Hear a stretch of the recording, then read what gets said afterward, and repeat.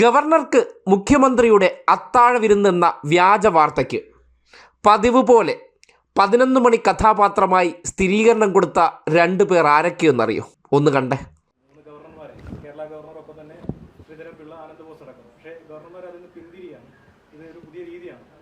ഇത് ഈ BJPയുമായിട്ടുള്ള ബാന്ധവം തെരഞ്ഞെടുപ്പിന് മുമ്പ് ഉറപ്പിക്കുന്നതിന് വേണ്ടിയുള്ള ശ്രമമാണ്. അതിൻ്റെ ആദ്യത്തെ ശ്രമമാണ് ഡൽഹിയിൽ നിർമ്മലാ സീതാരാമനുമായിട്ട് നടത്തിയ ബ്രേക്ക്ഫാസ്റ്റ് പരിപാടി. അതിനുശേഷമാണ് ഇപ്പോൾ ഒരു ഡിന്നർ പരിപാടി ആസൂത്രണം ചെയ്തത്. ഞാൻ അറിഞ്ഞത് ഇനി മെയ് ആദ്യവാരം ഡൽഹിയിൽ വെച്ച് ഒരു ലഞ്ച് പരിപാടി കൂടി അറേഞ്ച് ചെയ്തിട്ടുണ്ടെന്നാണ്. അപ്പോൾ ഈ ഭക്ഷണം കൊടുത്തുള്ള ഒരു ഡിന്നർ, ബ്രേക്ക്ഫാസ്റ്റ്, ലഞ്ച് പരിപാടികൾ നടത്തി BJPയുമായിട്ടുള്ള ബാന്ധവം ശക്തമാക്കാൻ വേണ്ടിയിട്ടുള്ള ശ്രമമാണ് പിണറായി വിജയൻ്റെ നേതൃത്വത്തിൽ നടന്നുകൊണ്ടിരിക്കുന്നത്. ഗവർണർമാർ എന്തുകൊണ്ടാണ് ഈ ഡിന്നറിൽ നിന്ന് പിന്മാറിയെന്ന് എനിക്കറിയില്ല. കണ്ടല്ലോ, ഉസ്മാൻ സീനിയർ ആൻഡ് ജൂനിയർ, മുഖ്യമന്ത്രി 1 and 2, പ്രതിപക്ഷ നേതാവ് ആക്ടിംഗ് ആൻഡ് നോൺ ആക്ടിംഗ്, അങ്ങനെ പല കഥാപാത്രങ്ങൾ കെട്ടി മാപ്രകൾക്ക് മുന്നിൽ ആടുന്നവർ. ഇന്നലെ സംഘപരിവാർ കേന്ദ്രത്തിൽ നിന്ന് ഉൽപ്പാദിപ്പിച്ച വ്യാജ വാർത്ത യാതൊരു അടിസ്ഥാനമോ അല്ലെങ്കിൽ ലോജിക്ക് പോലും ഇല്ലാതെ പ്രതികരിക്കുകയാണ്. തലസ്ഥാനത്ത് മുഖ്യമന്ത്രി ഇല്ലാത്ത സന്ദർഭത്തിൽ അദ്ദേഹം ഗവർണർമാർക്ക് വിരുന്നൊരുക്കിയിട്ട് എറണാകുളത്ത് പോയി. അങ്ങനെ ഒരു വാർത്തയ്ക്ക് സതീശൻ്റെ പ്രതികരണം കേട്ടില്ലേ? BJPയുമായിട്ട് അന്തർധാര ഉണ്ടാക്കാനാണ്. സതീശൻ്റെ പ്രതികരണം അങ്ങനെയാണെങ്കിൽ ഒരു പടി കൂടി കടന്നാണ് ഉസ്മാൻ ചെന്നിത്തലയുടെ പ്രതികരണം. BJP ഗവർണർമാരെ മുഖ്യമന്ത്രി അത്താഴ വിരുന്നിന് ക്ഷണിച്ചത് മാസപ്പടി കേസിൽ സന്ധി ഉണ്ടാക്കാനും തുടർ ഭരണത്തിനുമായുള്ള അന്തർധാരയ്ക്കും. പക്ഷേ പണി പാളിയത്രേ. ആരുടെ പണി പാളി? കഴിഞ്ഞ ദിവസം VD സതീശനെ വാർത്ത അറിയാതെ എങ്ങനെയാണ് മാപ്രകൾ ക്ലാസ് എടുത്തു കൊടുക്കുന്നു എന്നൊരു ദൃശ്യം പുറത്തു വന്നിരുന്നു. ഓർമ്മയില്ലേ?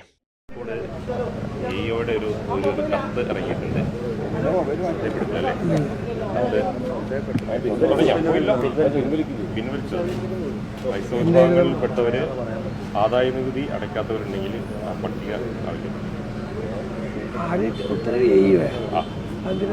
അതൊരു വിവരാവകാശം ഒരാൾ ചോദിച്ചതാണ്. ക്രിസ്ത്യൻ സഭയിൽപ്പെട്ട ആളുകൾ ടാക്സ് അടയ്ക്കാത്തവരുണ്ടോ എന്ന് ചോദിച്ചു. ഉടനെ DD ഒരു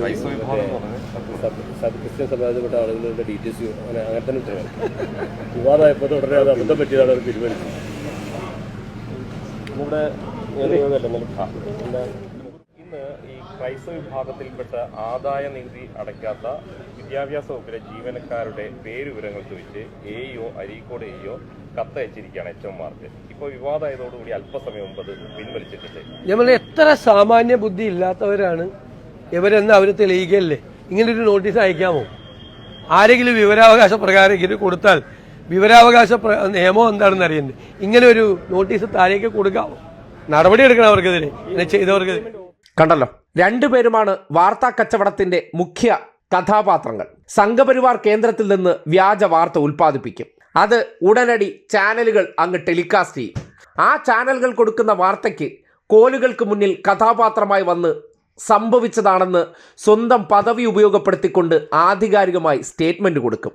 എന്നിട്ട് വാർത്തയ്ക്ക് സതീശൻ്റെ മറുപടി, ചെന്നിത്തലയുടെ മറുപടി എന്ന ബ്രേക്കിങ്ങുകൾ നിരത്തും. ഇതല്ലേ കഴിഞ്ഞ ദിവസം ആവർത്തിക്കപ്പെട്ടത്? വാർത്ത വ്യാജമാണെന്ന് തെളിഞ്ഞു. ഗോവ ഗവർണർ ശ്രീധരൻ പിള്ള തന്നെ ഔദ്യോഗികമായി പറഞ്ഞു തന്നെ ക്ഷണിച്ചിട്ടല്ല എന്ന്. ബംഗാൾ ഗവർണർ CV ആനന്ദബോസ് നിലവിൽ ആരോഗ്യ പ്രശ്നത്തെ തുടർന്ന് ചികിത്സയിലാണ്. പിന്നെ കേരള ഗവർണർ മാത്രമാണ് അവശേഷിക്കുന്നത്. ഇങ്ങനെ ഗവർണർ വൃത്തങ്ങൾ അറിയിച്ചു. വൃത്തമേ ഉള്ളൂ, പേരില്ല. ഏതോ ഒരു വൃത്തമെന്ന് നമ്മുടെ നാട്ടിൽ പച്ച മലയാളത്തിൽ ചോദിക്കുകയാണെങ്കിൽ സർക്കിൾ എന്ന് ഇംഗ്ലീഷിൽ പറയാം. ആ സർക്കിൾ ആരാണെന്ന് ചോദിച്ചാൽ അങ്ങനെ ഒരാളില്ല.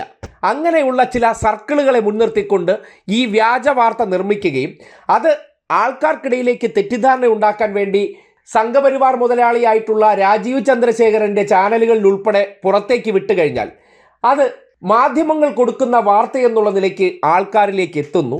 അതിനെ സംബന്ധിച്ച് കൂടുതൽ സ്ഥിരീകരണം വരാൻ പ്രതിപക്ഷ നേതാവിൻ്റെ പദവി ഉപയോഗപ്പെടുത്തിക്കൊണ്ടും കോൺഗ്രസ് നേതാക്കന്മാരാണ് എന്നുള്ള നിലയ്ക്കും ഇവർ കൊടുക്കുന്ന പ്രതികരണത്തിലൂടെ മാധ്യമങ്ങൾ അങ്ങ് സ്ഥാപിക്കുകയാണ്.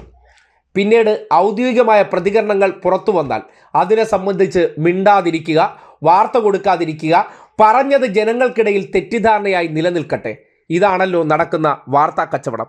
അതിൻ്റെ ലേറ്റസ്റ്റ് ഉദാഹരണമാണ് ഈ കണ്ടത്. കേരളത്തിലെ സംഘപരിവാറിൻ്റെ മൗത്ത് പീസുകൾ ആരെന്ന് ചോദിച്ചാൽ അത് സതീശനും ചെന്നിത്തലയുമാണ്.